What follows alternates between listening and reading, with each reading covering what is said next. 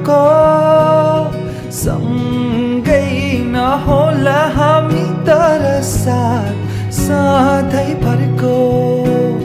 सम्झना बाँकी छ हाम्रा ती पलको सँगै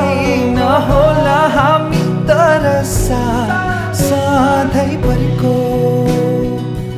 धेरै दिनबाट यहाँ शून्यता कालो बादल छाएको जस्तो